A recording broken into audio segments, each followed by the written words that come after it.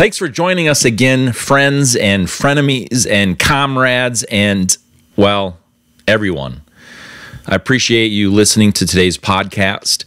This next guest, incredible story, overcame insurmountable odds. She was actually at the mass shooting in Las Vegas, 2017, October the 1st. Remarkable story. Remarkable triumph over tragedy. She's actually a professional mindset coach, and that training that she had gave her the ability to understand the power of mindset and how it can overcome those insurmountable odds. And her story has been helping many, many people. And stay tuned at the end of the podcast. You'll be able to get in touch with her as well. People, thanks for joining us for Triumph Over Tragedy. Please help me welcome my next guest, Krista Ryan.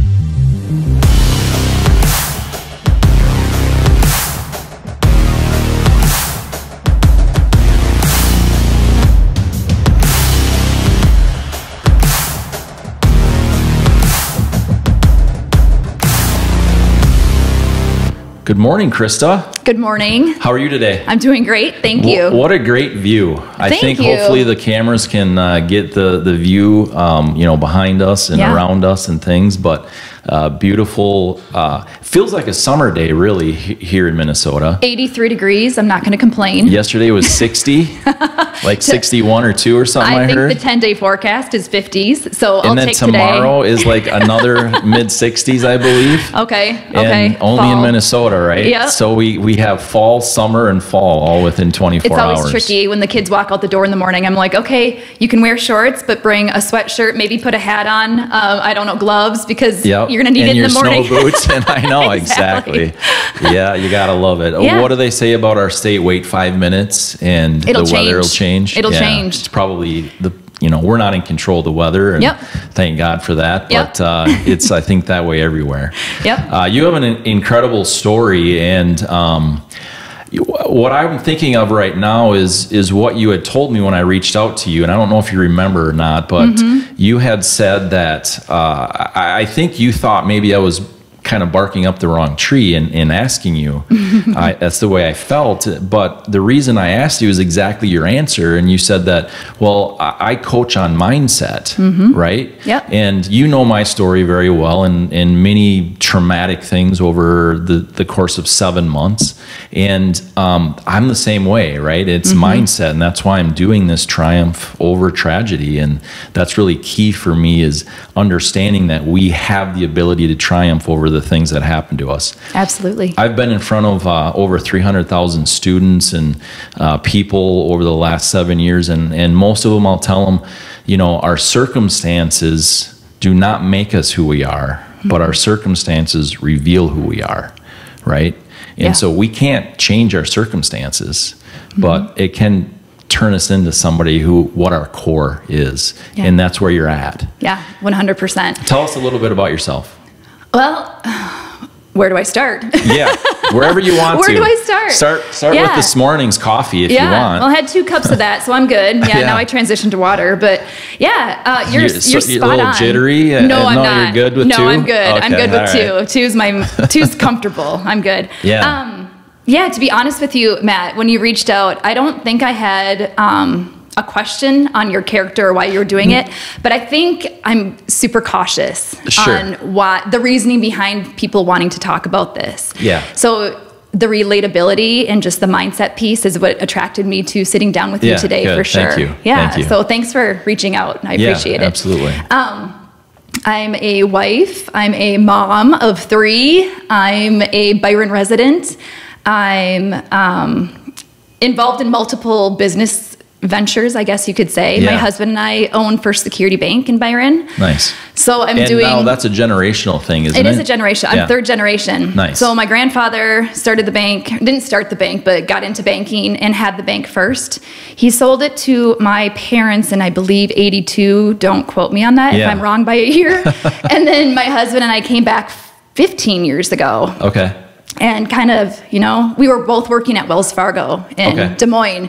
And my dad called and was like, okay, are you done rebelling now? Come on now. So, you're well enough into your adult life. Are you done rebelling? Are you done rebelling? And I would say no, Mom and Dad, I'm not. I'm just starting. Yes. Yeah, so we came back to just put our foot in and see what family business is like. It comes with its ups and downs, and that's a whole nother podcast. But yes. But that's kind of how we got back to Byron. Okay.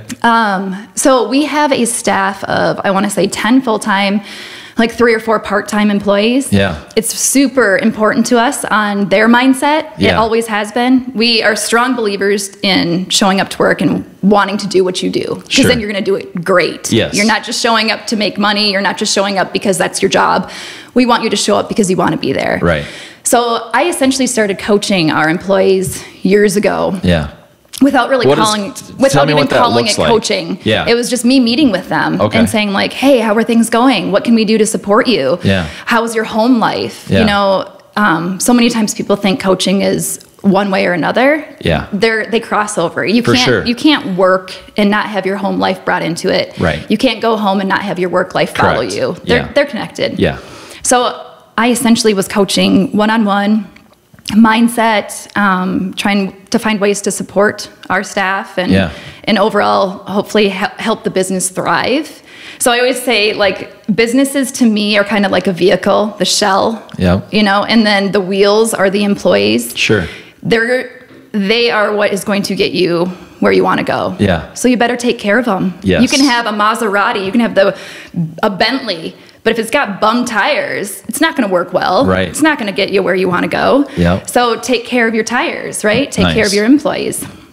So I was coaching them without knowing it was coaching. Sure. And then I remember sitting down in Chris's office. Chris is? He's my boss. Okay. He's the president. Perfect. Yeah. He's my kids always say I get it, Mom. He's the boss at work, but you're the boss at home. I love it. Yeah. They don't always say that. I think they said it once, but I'm holding on to it. Yeah. And did you coach him on saying that? No, I should have, maybe $1 under the table, but yeah. So I sat down with him and I'm like, okay, I love this.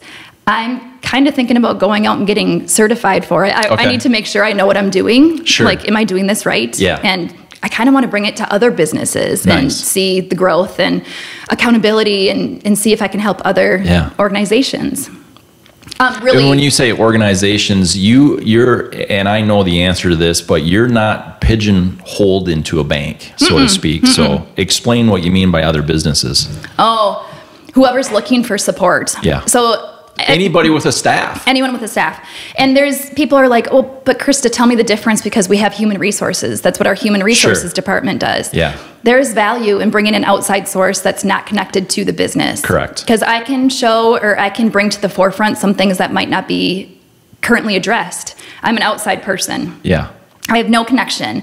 My conversations are completely confidential. So quite frankly, one of the employees could be like, I'm battling this issue because quite frankly, I don't respect my boss. What can we do? Yeah. So then we kind of go into, okay, well, let's dig deeper. Why don't you? Right. Let's have that conversation.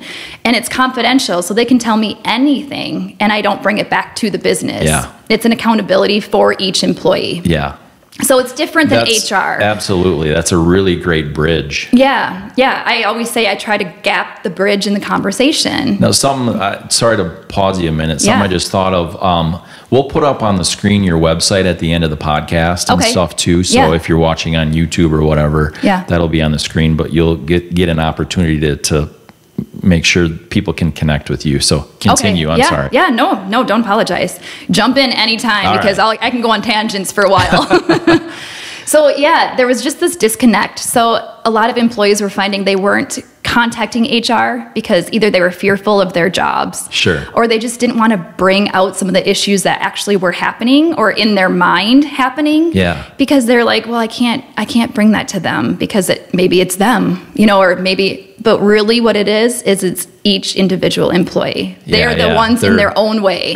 Yep. Yeah. They're responsible for themselves and how they react to a situation for sure. No one else is responsible for anyone's happiness or satisfaction. Yeah. That's an individual accountability piece. Yeah. So that's where I started going in and businesses of all kinds, veterinary practices, hospitals, schools, individual clients that really want a goal or have something they're seeking out. Nice. I'll meet with them. It doesn't have to be an organization. Yeah. Oftentimes it is, but I can meet with individuals as well. Yeah. So, I mean, the sky's the limit. I think everybody deserves a coach. Right. Oh, and that's not just a little plug. Yeah. I have 2 of them I work with, and it's just coaching.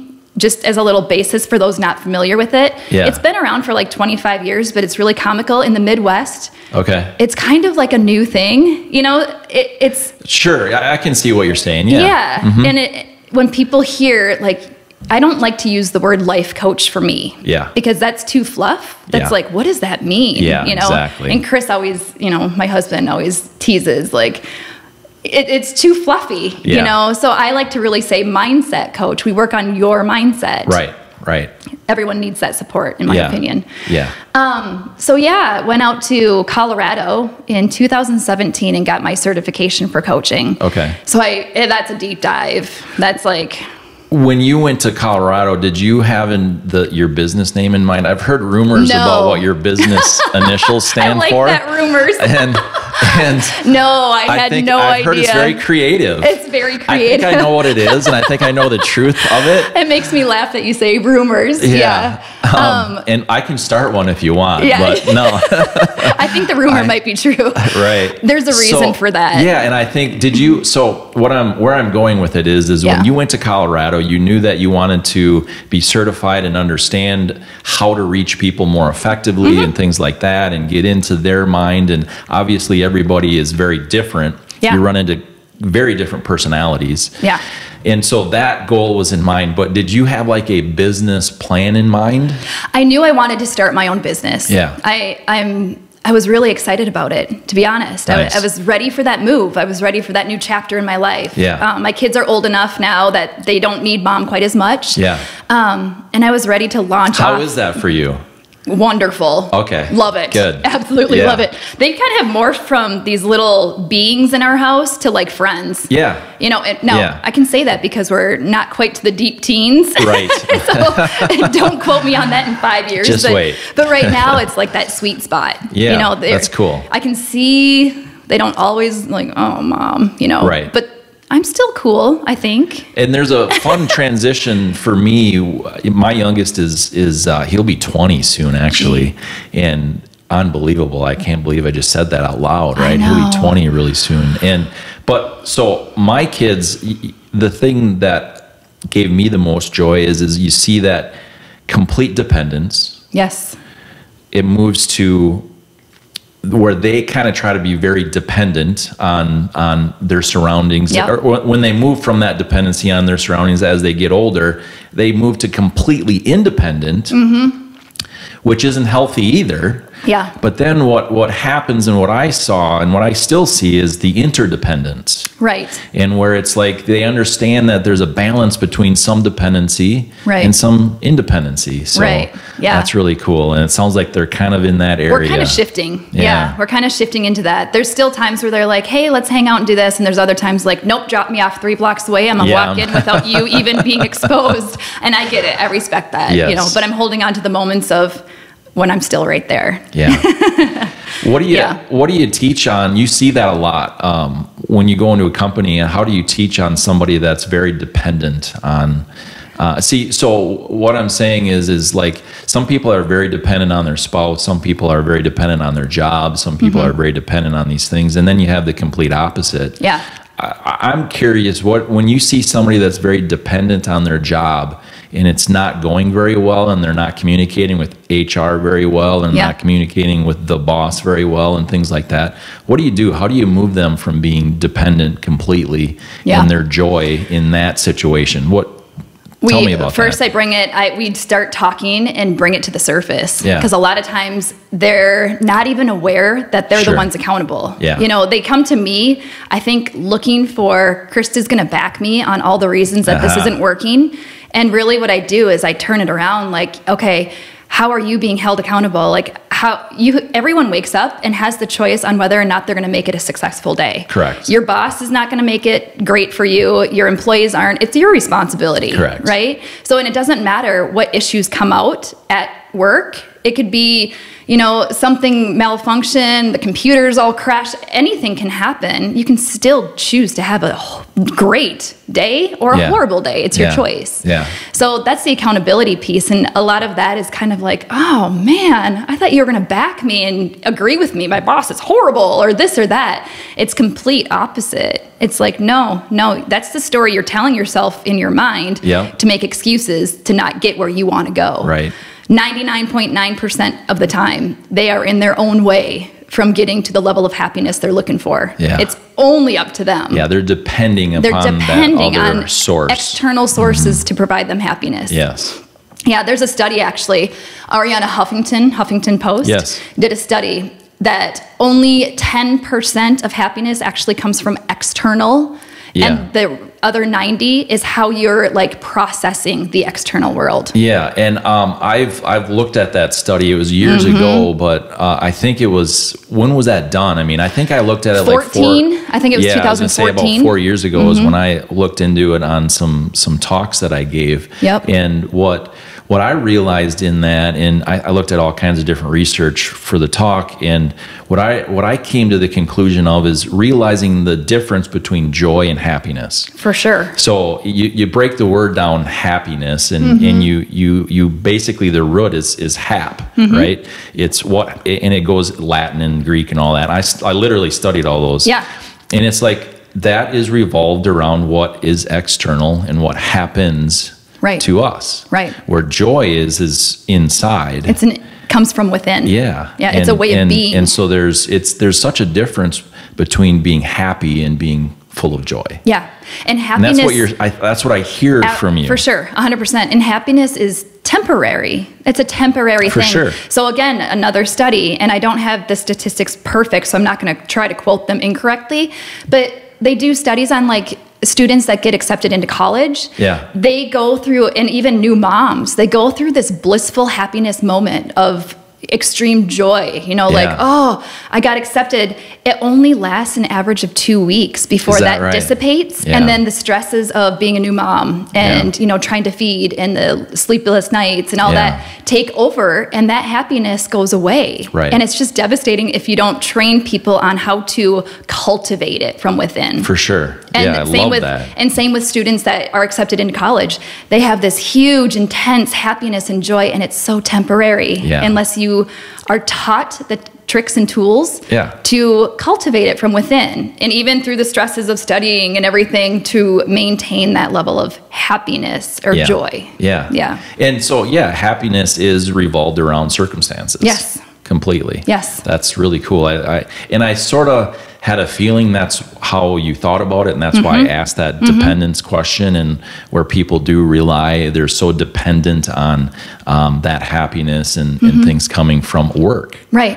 And the thing is, and I always say, you have to allow work to not always be fantastic, because if you don't have those bad days, it doesn't leave enough space for really the joyful ones. Yeah. Right? You have to go through the motions, and that's how it is with life. If you're always feeling happy and joyful, then you have to be allowed to feel grief and sadness and anger and frustration and stress. Those are all part of this journey. You can't be on the mission to always feel happy. It's impossible. I read something, and and I'm not going to be able to quote it word for word, so I'm paraphrasing it, but I read that people who say, and there were some keywords that continually say awesome, amazing, some of those big power words or whatever, if they always are using them in their vocabulary like every day, they're masking something else. Yeah. Right? And it loses meaning. And it completely loses meaning. Yep. And so that's so important, and that's what you're getting into, is you're digging down in and getting into that mindset. What's missing here? You're not awesome all the time. You're not amazing all the time. Life isn't always awesome. It's not always amazing. It can always be incredible. What a difference. It can always be unbelievable. Yeah. The people I love running across, because they are somewhat self-aware, is the ones that it's just common verbiage, right? Or structure of sentence saying like, hey, how are you today? And it's kind of like you're not really asking, it's space to ask a question, right? I'm not really looking for a deep dive.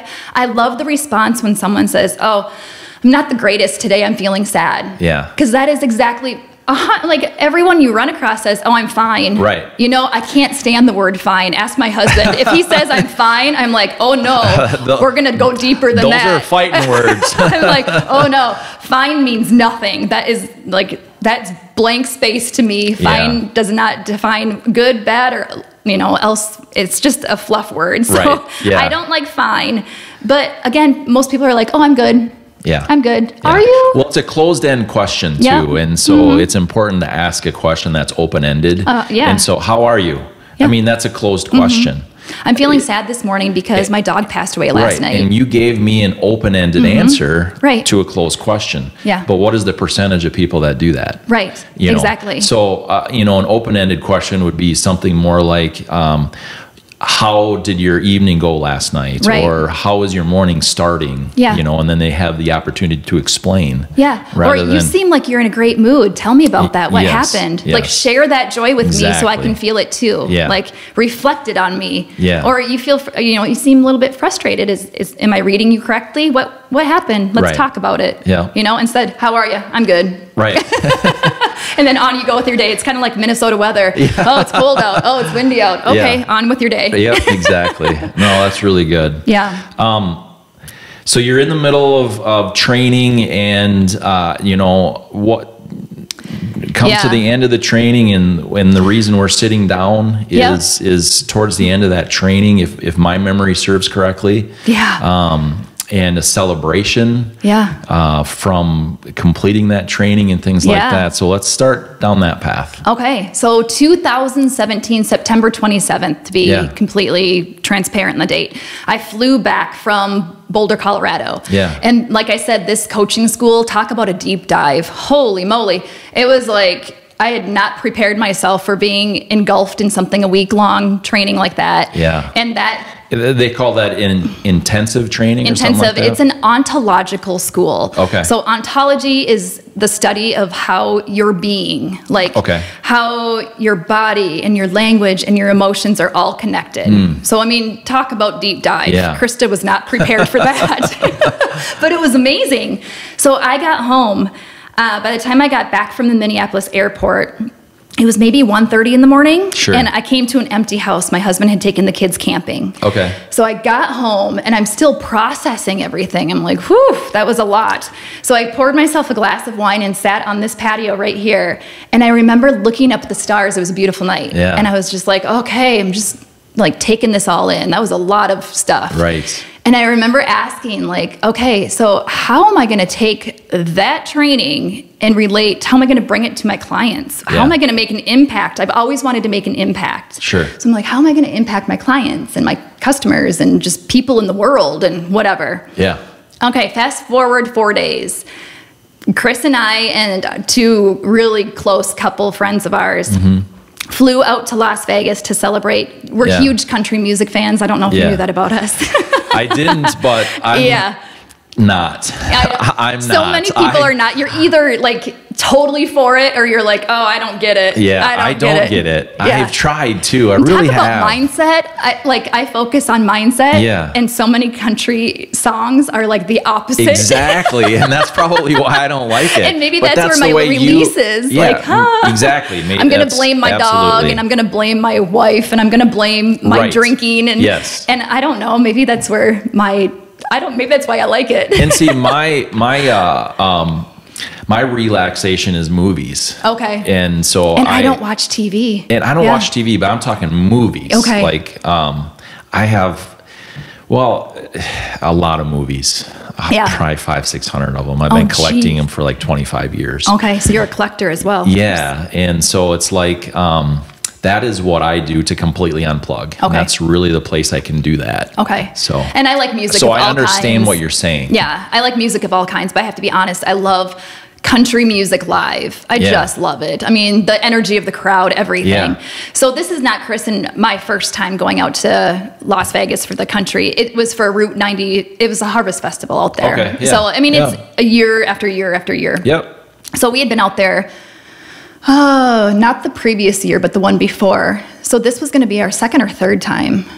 Anyway, we went out there with friends and just had a ball. I mean, sat at the pool and hung out and just enjoyed, Las Vegas pool. That's what we did is pool, pool it. I'm not a gambler, but I love to go to Las Vegas because I don't even know if so we went much to do. Yeah, I don't even know if that trip, I don't think I even went to the casino. Yeah. And you're in Las Vegas, that's kind of expected, right? I don't think I left the pool. I've probably gambled, I'd say maybe $200 in my life. Yeah. Literally. Yeah. And I've been to Vegas 5 or 6 times. Yeah, there's so much. And that's there's so many other things to do. There's this very active place. So we were celebrating for sure. Yeah. And each night we would go to the concerts. So they're all day long, but in our mind, the pool during the day when it's really hot is so much better. Love it. So then we'd have dinner, and then we'd go to the concerts that night. Yeah. So that night, this was night number 3. Jason Aldean was taking stage, big fans of his. Okay. So spent the day at the pool. It was time to go to the concert, went to the concert.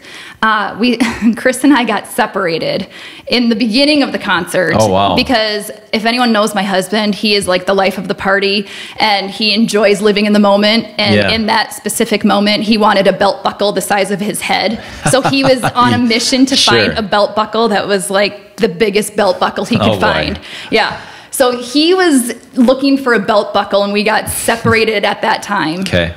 So we were frustrated, texting back and forth, trying to get reunited. Like, where are you? And when you're amongst 22,000 people trying to text and like explain where you are, it's impossible. Exactly. Yes. So we were already stressed and frustrated. Yeah. And that was kind of how the night started, unfortunately. So then we did get reunited briefly, and then we got separated again because we were frustrated with each other, and it was so silly, Yeah. Okay, so then all of us kind of were not together when the whole chaos started. So October 1st, 2017, for those listening that don't remember, it's imprinted in my mind, but not everyone. Right. So that was the Las Vegas mass shooting that happened. Yeah. Still, I hate saying it because I don't know, there's so many that keep coming up, but as of today, it stands as the largest mass shooting in America. Yeah. Killed 58 and left thousands impacted, but hundreds injured, seriously injured. Mm-hmm. So that was the night. Now, we were not together when the first shots rang out. Okay. I remember sitting, like I said, well, here, for anyone that knows me also knows I'm not great with my cell phone. Okay. And I don't charge it. And I own that. That's me. I'm trying to get better. I wish I could say to this day, I've learned my lesson. It's probably on 2% right now. Gosh. So my last communication was to my friend Janelle, and I remember I sent her a text that said, "Oh my goodness, you guys, my cell phone's at 3% and I don't know where any of you are." And I was like, this is bad. Like if my phone dies and I'm amongst a crowd of 22,000 people, you're done. I'll meet you at the hotel. Like I'm going to miss the whole concert. There's no way to find you guys. And so I was sitting on this counter of this vacant snack shack. No one was serving out of it. And I was sitting there just kind of like watching the crowd and waiting, and Jason Aldean was singing. And I was just like looking around like, okay, where is everybody? What am I going to do? Whatever. And I heard some popping, and it sounded just like, it did sound like fireworks. But when I heard it, my gut, I always listen to my gut. Yeah. I don't always listen to my heart or my head or my mind, but I do listen to my gut. Yeah. And right away I'm like, nope, this is not good. Sure. That's not a good sound. And I grew up with a hunting family and that kind of thing. I hadn't heard that type of popping, but in the movies, so I was exposed in that way. But I also have grown up with fireworks, where I'm like, that's not fireworks. That's not fire. And people around us were kind of starting to panic, but not totally. They were like, no, it's fireworks. It's fireworks. We're fine. And then all of a sudden, it was like watching a swarm of people start running towards us. I wasn't towards the front of the stage. I was towards the back of the venue. Okay. And I'm looking around, I'm like, oh my goodness, this is bad. And it was almost like I'd never had time to process. I just responded. I just reacted. Yeah. So I hopped down and I started running towards the gate. So we were kind of like fenced in. Okay. And there was like one entrance, one exit, or maybe two. Sure. But I wasn't even looking for those. I was just looking for the closest exit for me. Yep. And so people were hitting the ground and dropping on top of each other. And when I say dropping, just taking cover. Sure. At the time. And so I hit the ground with a couple people there, and people were jumping on top of people. So it was kind of like pig piling. Yeah. But then at the same time, people were running over the top of everyone too, just trying to get out. So I remember thinking, I can't just lay here. I don't even know. We didn't know if it was coming from ground level or if it was fireworks or what. So I remember thinking, I can't just lay here. I got to get up and, and I don't even know. I was thinking, I think I just reacted and hopped up and ran over to a fence. And I remember we were trying to push the fence down because it was tall and we couldn't get out. The gates were like chained shut. So people were pushing and pushing, and then we realized we just can't do it. And so many people were pushing against us trying to get out that we were almost trampled and, So people were throwing each other over this fence. And I remember looking to the left of me and seeing cowboy boots going up the fence and thinking, oh, they're so lucky because cowboy boots are kind of pointed. Pointy, sure. So they were getting better traction. And I had sandals on. And I was like, oh, it's hard. And, I'm not a real athletic type of person, but somehow I threw myself over that fence. And when I got to the other side, I remember people being thrown over and looking at this lady that was, I don't know, maybe in her 50s and being worried for her. Like, I bet she broke her leg or broke her hip. Wow. It wasn't a low fence. It was high. Yeah. And so I ran over and grabbed her hand, and I don't know if it was the pure terror or, chaos. She spoke no English. She was only speaking Spanish. Okay. And I'm very broken Spanish. Yeah. Like, I can You're try. way ahead of me. I can try. But I grabbed her hand and we just started running. And at this point, it was visible that this was a shooting incident. Okay. People were... Once you got on the other side of the fence. And even before, when I realized I don't care if I break my legs because I got to get out. You got to get out. I was seeing that people were seriously injured and running but had blood on them and that kind of thing. So we were like, oh, this is bad. And the bullets, no one knew where they were coming from. Yeah. And they were still constant. I mean, I think he shot for 10 minutes. It's a long time. I believe it was somewhere around there. That's a long time. Yeah. So it was just constant and constant and constant. And it was almost like the bullets were ricocheting off so the concert was kind of on a parking lot kind of type of ground. Yep. So the bullets were also hitting the parking lot and then ricocheting up. Yeah. So people were getting hit from all over. Sure. So it was one of those, we just knew we could not stay there. Yeah. There was no cover to be had. There was no. And we didn't know if even in cover we were safe. Right. So I grabbed her hand. We started running towards what we found out later was the airport. We were just running through a field. And I remember holding her hand and saying to her, if I let go of your hand, you have to keep running, but don't turn around, because people were dropping behind us and I didn't want her to stop. I just wanted her to keep going. Yeah. So running. And for some reason, I don't know. I have not talked to her. I don't know how to connect with her now. But somehow she had communicated with her daughter, and her daughter showed up at a gas station, and was there to pick her up. Sure. So we made it a long way to a gas station. And so she knew the area somewhat. She was a local resident. Okay. I think she was working at the venue, is what I got from just our brief encounter together. So her daughter was there, and her daughter spoke total English and was begging me to get in the car with them and go home to their house. And I said, no, I got to go back. I'm going to run back, and I got to find Chris, and I got to find our friends, because we were separated. And I'm like, I am not leaving here. Right. I'm here, you know? Yeah. So I turned around after she got in her car to go, and I started running back towards the venue. And as I was running back, there was makeshift, like, triage places, you know, and I don't know where all these wheelbarrows showed up from. It was really weird, like construction, but they were using them to haul people to and from places. Yeah, there's a lot of construction going on around Vegas, for sure. And I think they were utilizing the equipment from there. Yeah, okay, that makes sense. I remember being super nervous because people were running across the street, but also getting hit by cars and falling out of the back of pickups because people are just trying to get in anything just to get out. Get out of there. So, I mean, a lot of injuries happened in really different ways, too, than just what people assume. Right. But that really is when it hit me, like, the severity of what was happening. Yeah. Because I'm like, oh, man, you're seeing people that you don't know if they survived or not. Yep. And you're seeing, but what really impacts me the most on the whole night is you're seeing people helping. Yeah. Like, everyone was helping. Yeah. You know, and when I talk about it, it's almost like it turned black and white. It went in slow motion. Sure. And I didn't hear anything. It was like no sound. It's weird what your body does. It is very weird. Yeah. So as I was running back to try to get in the venue, because in my heart of hearts, I knew my husband was probably in there looking for me or helping or something. That's just his character. And I'm like, I got to get back in there and let him know I'm not there. Yeah. So get out, you know? Right. There were so many military people around. It was really bizarre. Like, they were at the concert. Well, there's a military base in Vegas. Yeah. Yeah. So they were at the concert, enjoying the evening and didn't know they were going to be put to work, but they were. Yeah. So they were the ones that were still in the venue and really instructing people to get out and, you know, you can't do any more here. You have to leave, you know, that kind of thing. Yep. So as I was running back, I do remember I hit the ground at one point. You know, when your body just kind of, it was too much. Done. It was too much. Yes. So I hit the ground because I was just like, oh my gosh, I don't know what to do.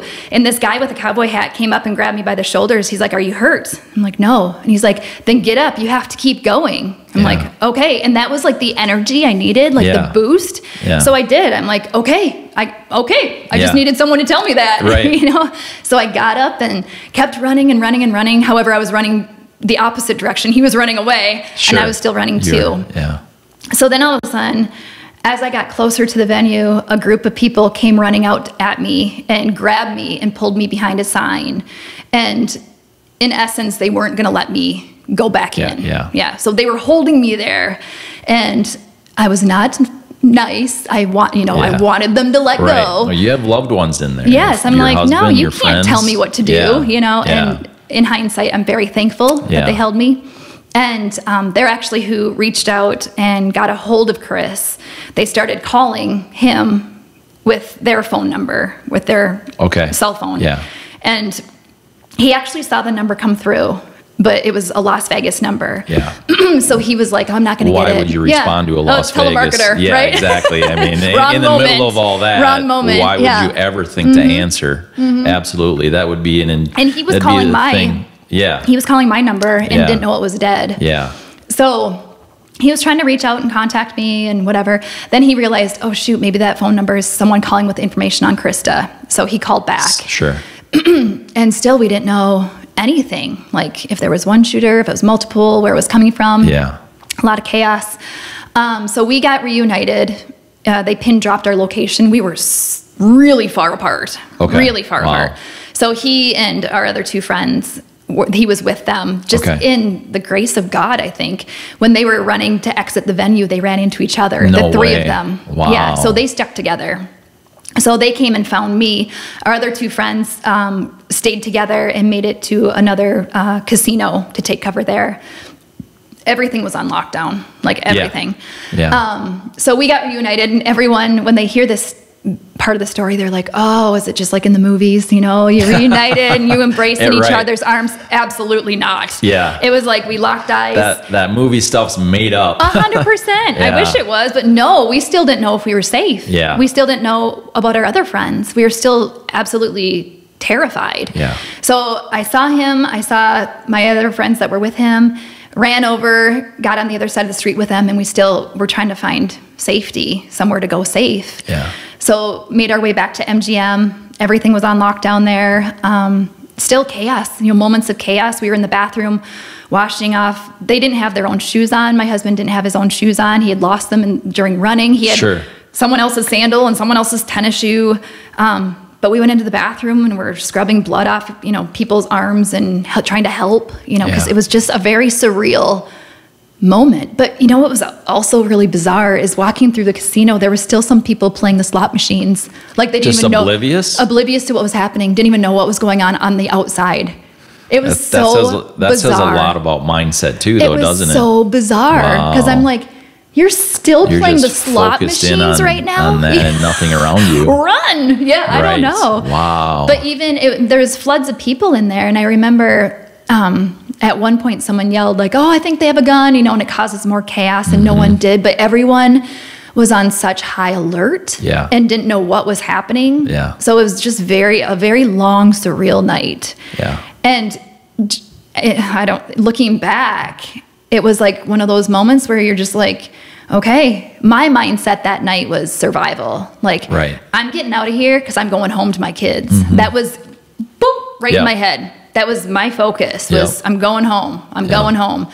So when I got out, then my focus changed to I'm going in. I got to go find my friends. I got to go find Chris. Like, it's just weird how you react without processing. Right. You just react. Right.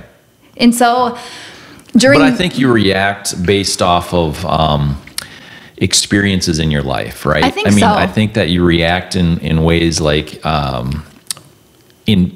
I relate a lot of things to sports. I played basketball in high school like crazy, and so you learn a lot of things in sports that you bring in your life, and you react in certain ways and things like that. So I think that your reactions are based off of what you have learned throughout your life. For sure. And to that point, our friends, one of them is well trained in surgery and medical, and she was able to assist in there. And I'm just like, for a long time, part of my healing was a little bit of shame attached to, I ran. Like, I should have stayed and tried to help people. I saw people injured and I kept running.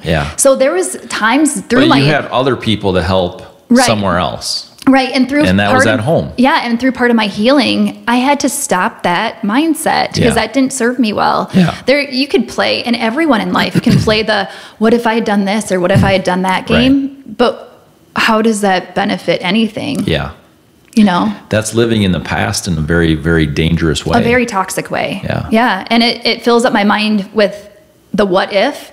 So it was a very learning moment, and to stop in all aspects of my life, to stop the what if game, because that's that's self-traumatizing. You're going to re-traumatize yourself over and over and over. Absolutely. So that was part of my healing. So that was the story of the night. Now, there's 22,000 people there. 22,000 plus stories came out of that night. So I hesitate, even now talking about it but I want to if it helps someone in any way, shape, or form. And so I just want to say right now that we're not here to talk about that story in particular. And we've already talked about we're not going to include details that, glorifies anything or anyone. Well, everyone saw it on the news. And exactly. People know what it is. Exactly. The reason we're talking is because of what came out of it. 100%. And the reason we're talking is the reasons that came out of my daughter's death and my divorce and my fire in my business that I had for 20 years. That's why we're here. We're not here to focus on the event itself. We're here to help people. Maybe their dog died. Right. And maybe this can help their healing process, or maybe they lost a job that they had for 25 years. And so that's why we're here. 100%. So the story is important to understand why you have the mindset you do, and that's it. Exactly. And that's the reason I tell my version of the story, is so people can understand what I went through and why my mindset is what it is right now. So part of my purpose is to be transparent with my clients and everyone in my life. And what I found through this journey is, without them knowing my story, it was hard for them to relate to me. So let me explain that. It took a long time for me to even tell my parents this story. Because I think denial, and if I don't say it out loud, maybe it never really happened, or I'll just hold on to it in here, and I can live my life without this story being known. But and you can. You're right. Can. Absolutely. So many people do. So many people do. But by sharing my version of the story, I'm hoping to relate to people and make them understand that everyone has a story. Everyone. And like you said, everyone has a story, and everyone has different levels of trauma. So I'm not sharing my story to compare levels of trauma. I'm sharing my story to be vulnerable and to hopefully empower other people to do the same, because there's a lot of healing in sharing a story. Absolutely. A ton of healing and self-awareness and accountability. So, and sharing the story in the right context, in the right sense, and in that you're not trying to glorify yourself or someone else or the circumstance, but just simply what you learned through it. I think there's such a difference too. Yeah. You're not using it to capitalize on it in any fashion. No, and based on what you just said right there, it's so important for me during my story to make sure people know that I got into mindset coaching before this happened. Exactly. A lot of people think, oh, you came home from this and decided to launch a business based on it. Yes. I actually got into this before. Yeah. So the universe heard me in some weird way when I was saying, like, how am I going to relate to my clients? Yeah. Guess what? Yeah. Boom. Yeah. It listened. And maybe I didn't understand that. And that was just the night of. The journey and the real learning happened the 2 years after. Right. So tomorrow's actually the 2-year mark of this event. And I am a whole different person today based on my healing and my self-discovery through it. Yeah. You rely on a million people for support. Yeah. I came back, and to be honest, the flight home was the worst flight ever. Sure. Because I think most of the people on the plane had been through it, or a lot. It was very quiet. Like, as a group, we really didn't talk. We didn't know. We were very, very much traumatized. Got home, reached out to a couple people for some support, like therapy, and was told no 6 times. The level of exhaustion, too, that you must have been going through had to be enormous. Oh, yeah, sleepless, on edge. I had coach I was working with already, so I reached out to him immediately and said I was just in this. He's military trained, so he was instrumental in my healing. He was military trained, and he was just like, Krista, what you and your friends went through, that was a war zone that you did not sign up for. Right. So you need to allow yourself some space to process, and it could take a long time. Yeah. And you have to give yourself that space. Yeah. And but you have to process. You have to. You can't lock it away. No, and pretend it didn't happen. Exactly. No. You cannot do that. That's one of the most toxic, and I like the word toxic that you use, and dangerous. Yes. It is so dangerous to someone's psyche to do that. And the reason I was adamant to not do that is because we got out of that event unscathed by some way, shape, or form. So many people didn't. And too many lost their lives. So for me, in order for the person and the evil that did this to not come out as the victor, essentially. The victor, I'm not letting him make me a victim. No, I'm not letting him. I came out unharmed physically, so I'm not going to let him emotionally harm me for the rest of my life. I'm not doing it. So I was adamant to do some deep dive help, ask a million people for help. You know, I got some somatic therapy that was really important to me to try to work out some of that. It's amazing what your body blocks out and then will release later. So I was like, I want to, whatever's stuck in here, whatever trauma, bring it on. I want it out, you know, so let's keep working until it gets out. It was a lot of self-discovery, but I was adamant. I'm like, I'm not letting him win. And I don't like to use that word win, but I came out unharmed physically, so I'm not letting him mentally take that from me. Yes. Nope. Perfect. Nope, not doing it. Yeah, that's really good. And not only are you not doing that, you're helping others. 100%. Yeah. I want to, you know, he meant to do all this harm and ruin lives. My goal is to help people. So it's like, oh no, it backfired on you, buddy. Guess what? For those of us that can take that mindset piece and empower not only ourselves, but other people. Be like, no. Life can be beautiful, but it's up to you to make it that way. Right. It is, absolutely. So that's kind of my purpose on it. There's been a lot of different little trickles from the universe that have like reached in to show me I'm either on the right path or wrong path. One of those just a week or two ago, I had a client tell me, I've been trying to call you and I can't leave a voicemail on your phone because it's full. I'm like, oh, okay. I didn't realize on my phone that when I delete voice messages, they sit in my deleted box, but it still takes up space. So I had messages from years ago that I had to delete. So as I'm cleaning them up, I went through some messages and it just gives me chills. I had 4. One from my grandmother that passed away of pancreatic cancer 2 years ago. And in that message, she said, I just wanted to hear your voice. Wow. The next one was Chris. The night of the event, you can still hear shots in the background. You can still hear and he calls your voicemail. He calls at that time. And he doesn't remember doing it. Wow. And he left me a message, and it was extremely desperate. And it said, pick up the phone, Krista. I just want to hear your voice. Yeah. Then I sense a pattern. Yeah. Then another one from one of my cohorts in coaching called and said, this is after the event, and she knew what happened, and she was just calling to check in, and she left me a voice message. Said, hey Krista, this is, Cheyenne. I'm just calling. I just wanted to hear your voice. And Matt, I'm telling you, when I heard those, boom, boom, boom. Yeah. And when I told my parents the story, they were so thankful, and they said, thank you so much for sharing your voice. We didn't know how to help you if we didn't know what you went through. Yeah. But thank you for sharing your voice.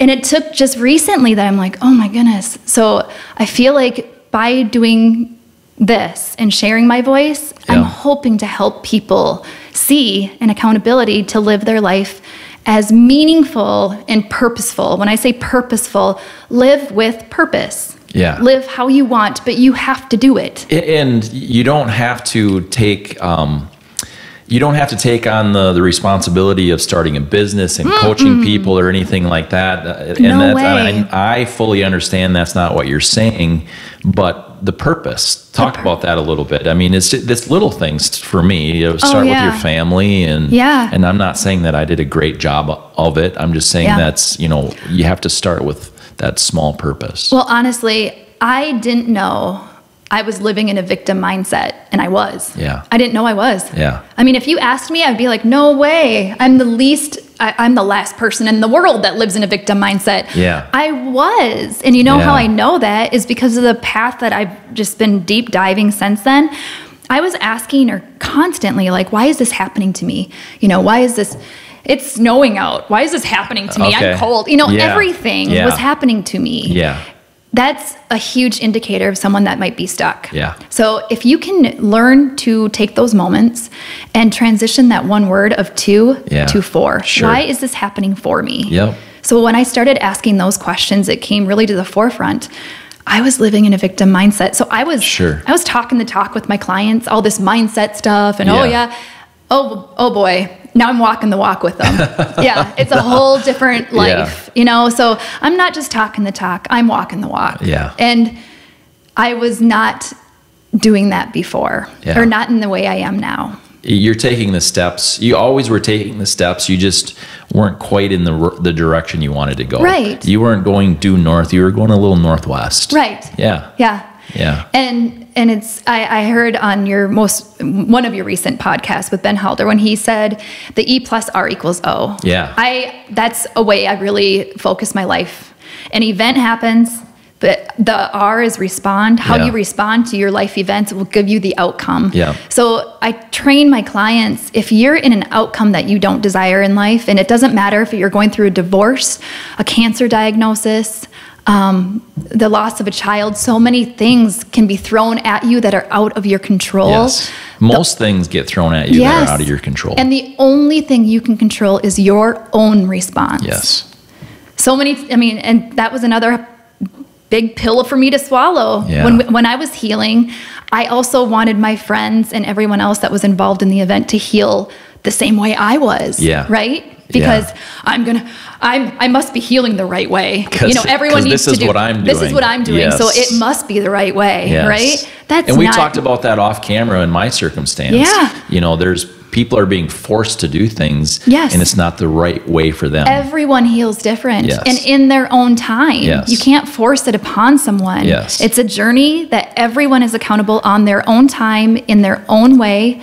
I was going to therapy. So of course my husband, he's my biggest cheerleader, and I think of him number one always, or I try to. He might disagree. Right. But during the healing, I was constantly, maybe not constantly, but I'm constantly thinking that I probably was, you should go see a therapist, honey. Sure. You should go talk to someone, and you should do this, you should do that, because that's what I was doing. Right. Well, guess what? Through my own coach and therapy, they were saying, Krista, my coach, wonderful. Like I said, he's military trained, so he was good at laying it on the line for me, being like, and I want to talk about that too, about when you encounter somebody that's not taking steps, but we'll get to that in a second. So continue. Well, he asked me the tough question of, why do you think you're healing the right way? What gives you the authority to decide how everyone heals? Yeah. And when he said that, it was kind of one of those like, you're supposed to be on my side. Yeah. You're supposed to agree that Chris should go to We're a team here. We're a team here, right? And he's like, no, everyone heals in their own way. Yeah. And you know, my husband, part of his healing was working out. He loves to just run and get some of that out. And it's so important to him. Yep. And in my mind, I'm like, forget the gym. You need to go to therapy because that's what serves me. So it must serve Yeah. So I had to let go of that control and understand that it's not my job to heal everybody else. Right. It's my only job is to take care of myself. Right. And by doing that, guess what? I can help take care of my family and my marriage and my husband, and I can be there to support him. Yeah. But I can't do it for him. Yeah. Everyone has to do it for themselves. Yeah. Yeah. So when you see somebody that's, like Chris, you realize his running and exercising was therapy for him. What if he wasn't doing that? What if he wasn't doing anything? What do you do then? Like, in other words, black and white, someone in your life is not healing. Yes. That is a huge, thank you for asking that question, because that's one that people don't ask enough. Yes. And I agree. And that causes problems. You see suicide rates going up. Yep. You see stress going up. You see marriages breaking down. You see relationships breaking down within families. That is a question that's hard to answer, but the best way I can answer it through what I've learned is listen to understand people instead of listening to respond. Yeah. Stephen Covey, I think, said that. Too often people are hearing and listening to people because they're going to offer their advice, or they're going to offer suggestions, or they're going to say, oh yeah, well, I think you should do this, or this. Instead, more people need to listen and just be willing to not respond. And so what I'm going to say is, so many people won't talk anyway, right? So in order for you to listen, they have to talk. Right. Right? Yep. But we can listen in other ways. 100%. Body language, we can listen to their habits. Yeah. If those are changing, we can listen to just all sorts of different things. Yeah. We don't have to listen to words. No. But I feel like it's our responsibility on people, when you're in trauma, you're going to have to continue to heal. That's not going to be something that I'm healed, I'm healthy, but you're always learning things, and you're always, that was stuck away in a little bit of a corner of my mind. And, I'm going to deal with that now and things like that. But so being a healthy person, in recovery, so to speak, Constant. from I think it's a lifelong journey. It is, absolutely. What's our responsibility when we see that body language? What's our responsibility when we see those habits change? What's our responsibility? Is don't give up. Okay. Don't quit trying. What does that try look like? For me, what that try looks like, and I do it a lot to a lot of people. Yeah. You don't have to verbalize that you care. Yep. You do not. Right. You show up. Yep. I text people. Yeah. I am an emoji person. I text people red hearts. If I'm thinking of someone, if someone crosses your mind, it's for a reason, and listen to it and respond. Yeah. So if you're in the shower and you think of a friend, by all means, get out of the shower and send that friend a heart. Yeah. That's all it takes. Yep. And that's showing that you support someone, or it shows that you're here. You're not looking for, hey, I feel like we should have a conversation. Let's go sit down and meet for coffee, because that's your agenda. Yeah. That's not theirs. Yeah. So if someone sees someone kind of shutting down or struggling, or that's the perception that you're taking on someone, don't give up and don't stop reaching out. But you can reach out in multiple ways. You don't have to reach out, and if they're not ready to talk, they just won't. Right. And it can actually kind of work opposite, and their shutdown might get bigger. Sure. But don't stop supporting by send a text, an emoji, leave a voice message, write a letter. You know how nice handwritten letters are? If someone gives a handwritten letter or a note or something, or even an email, just, hey, I was just thinking of you this morning. Hope things are going well. I'm always here for you. And enjoy the day. Yeah.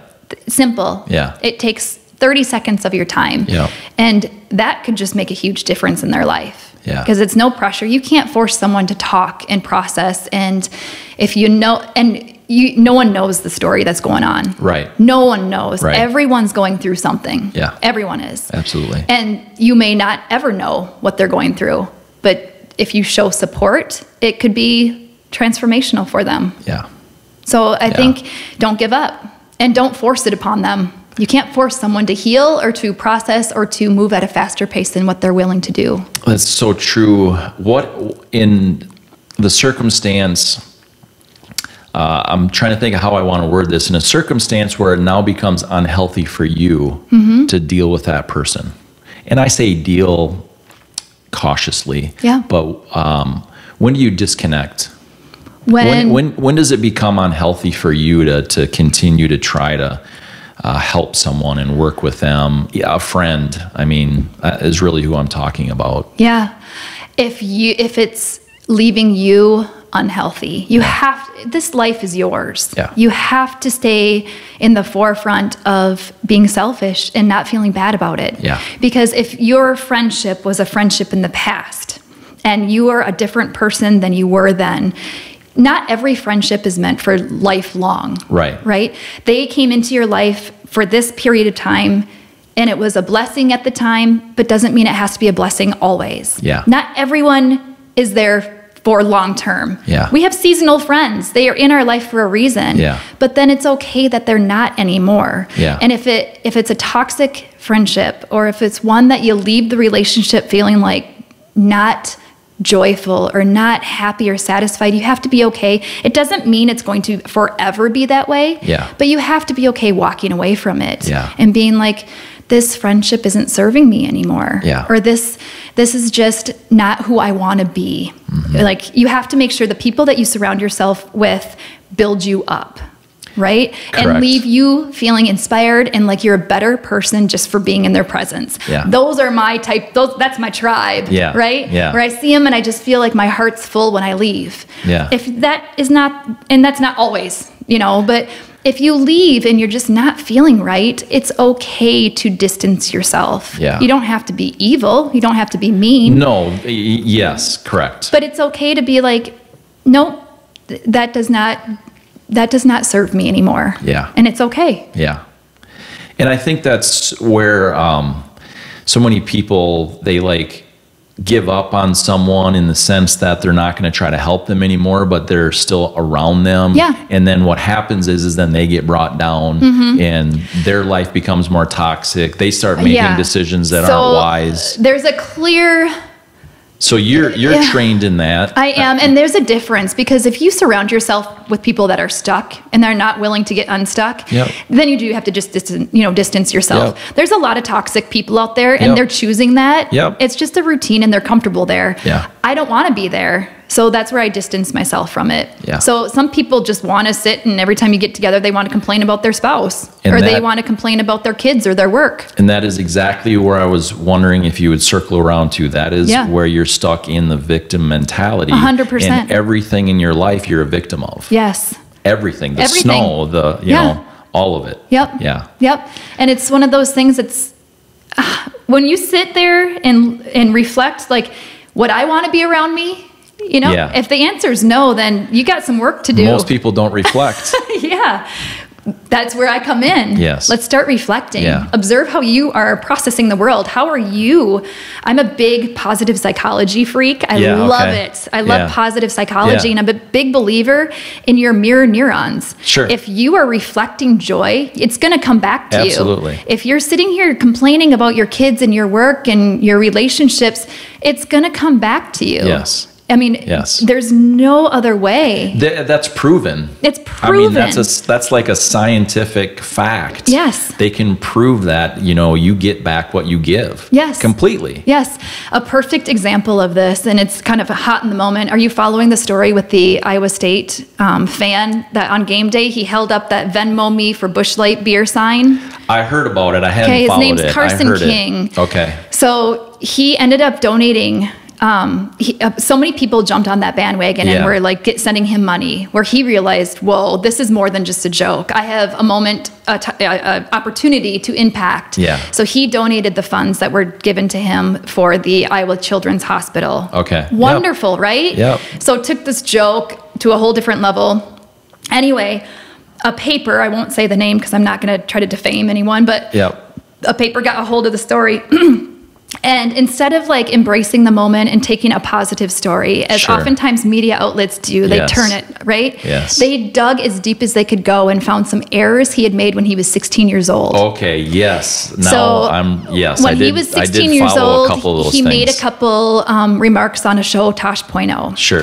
And they were not positive ones towards other individuals in the world. Sure. So they took that error in his life and tried to Bush Light dropped his name and all this stuff happened, right? Yeah. So as karma shows, instead of taking that and letting it like break him down, and his mindset is still focused on like, hey, that's okay. I donated this amount to the children's and that was my mission. And he came out and apologized for his error when he was 16 and said, that is not who I am today. Man, if I had to apologize for all the errors I made when I was 16. To anyone listening, I was probably the worst, most horrible. We'd be here till the end of time. Thank God we're not who we were then, right? Exactly. And that's the whole point. And so to take the reasoning on karma and how your positive psychology, the gentleman that wrote that story, then people started digging on him and found all this junk with him too. And it's one of those, like, if you are seeking the negatives in people, it's going to come back around. Absolutely. It is. Instead of taking this opportunity to launch it into a positive way, he spun it in a negative. It came right back around to him. Yeah. Wow. And that happens all the time in life. Happens all the time in life. Yeah. For sure. And that's a perfect example of what not to do in the world. Yeah. If someone is making an impact for the better, instead of trying to find all the reasons that they shouldn't be, support them and try to reflect and do the same. Yes. Because can you imagine what this world could be if we all supported each other in making a positive difference, regardless of who we used to be? And I say that if we each did that and we each had that thought process, we would not have the shooters. Yes. And it's not, there's so much focus on guns and things like that. And you mentioned hunting family and things, and the focus is in the wrong place. Yeah. And I'm not here to get on a pedestal and be political about it, but the whole point is that if we do, we will produce that joy. Yes. If we do those things, we will produce the joy. Then there won't be shooters. Exactly. And Matt, that's why I'm doing what I'm doing, is because I want to reach joy. I want to help spread it and teach people how to cultivate it across the world. Yeah. Because imagine if we do this, and not only at our age, God, I'm 40 next month. Yeah. If I'd known this stuff, can we be birthed into the world with a manual on how to cultivate happiness and joy for ourselves and not ask our parents to provide it and not ask our friends to and our spouse? But if we can do this and reach as many people as possible, we're going to reach someone that I look at the person that did this evil, and in some weird way, I still remember the fact. It's not even just, this is a fact. He was somebody's child, and at one point, someone held him and rocked him in a chair. I don't know his history or anything, but at one point, something happened that turned him into this evil thing happening. But what if we can contact and show this kind of love across the world and prevent that from happening? Yeah, and what if we were that friend that didn't give up? Right. What if we, like we talked about, though, you have to walk away at some point. Yes. But what if too many people, in the things that I've seen and in own personal circumstances, the thing that I see the most is that someone just ignored it and gave up. Yeah. They're like, they're okay. I'm sick of that. Yeah. They're okay. They're not going to harm themselves or harm anybody else. They're okay. Yeah. Where they just walk away from it because they're more self-serving than they should be. Sometimes you have to be. I understand the biggest gift that you can give your friend, or a friend or family or anyone, if you see someone stuck in that victim mindset, bring it to the forefront. Yeah. You don't worry about hurting feelings and this and that. You can actually say, hey, I feel like this is a story that I've heard before. I feel like this is something that exactly. Do you know that you can change your story? Yeah.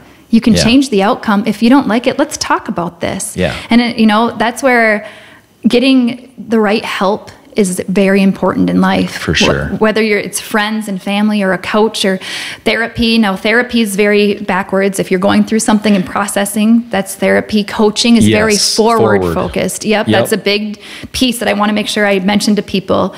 You got to know what you're getting into, kind of thing. Yeah.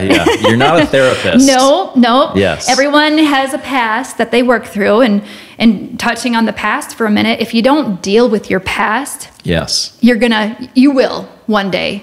So I encourage people to do it now, because everyone goes through traumatic events in life. It's absolutely a guarantee. You can't avoid it. I wish I could sit here and look at you today, Matt, and say, we're done. That's it.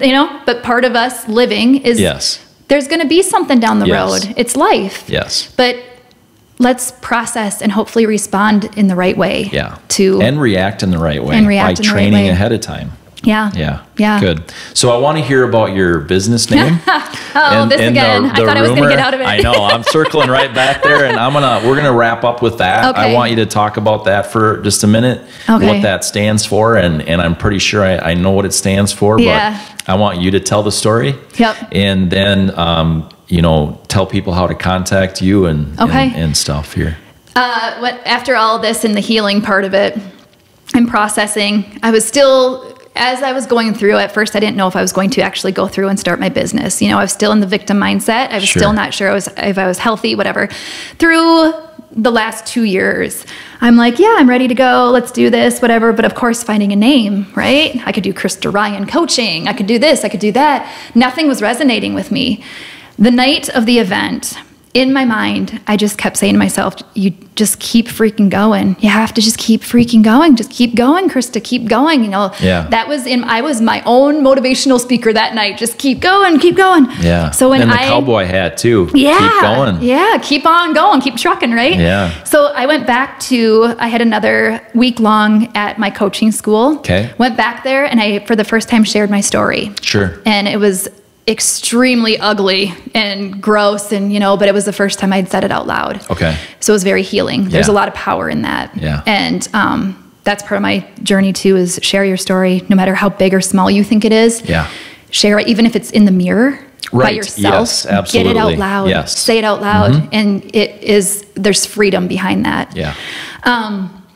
So I shared my story, and after I was done sharing my story, my coach and the founder of this school, he's from Chile and has that strong accent. Okay. And he was like, "What were you thinking that night, Krista?" And I was like, "Well, what do you mean?" I was like, "Just keep freaking going," is all I was thinking. "Well, what were you thinking?" I just kept saying it over and over. And he goes, "I think you found your new business name." And I started laughing, and everyone just burst into, just laughing. Yeah. And he's like, "I'm serious. I think you found your business name." And I'm like, "I can't do that." Right. And he's like, "Why?"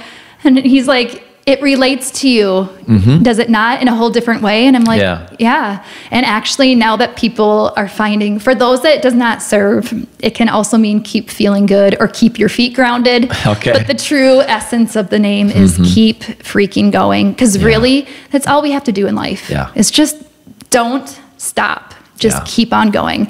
And until you get this outcome that you're looking for, keep freaking going. So it's good. kfgcoaching.com. Yeah. It's my. I won't tell you what I heard. Oh, no, that's what I heard. I'm kidding. Can it get worse than that? No, I'm kidding. That's what I heard. No, that's really good. I really enjoy that story, and that's the idea, is that we each have a story to connect what means something to us. Yeah. So we're gonna put on the screen right now how to get a hold of you. Your website, I believe, is easiest way. Yep. So tell us what that is. Okay. And we're gonna put it on the screen, and you get the last word. Easiest way to connect with me is www.kfgcoaching.com. There's a scheduler on my website, so it shows all my availability. The first contact it's just me and whoever wants to talk. Let's just have a conversation. Yeah. And I want to make sure I connect with my clients as much as they connect with me. And not even a client. If anyone feels they would like to reach out, that's what my purpose is here. So I'm just honored to talk with you today, and so that people know, don't give up, and it's up to you to live the life that you deserve. Absolutely. Thanks for inviting me into your home. Absolutely. Thank you for coming. Yes. Awesome.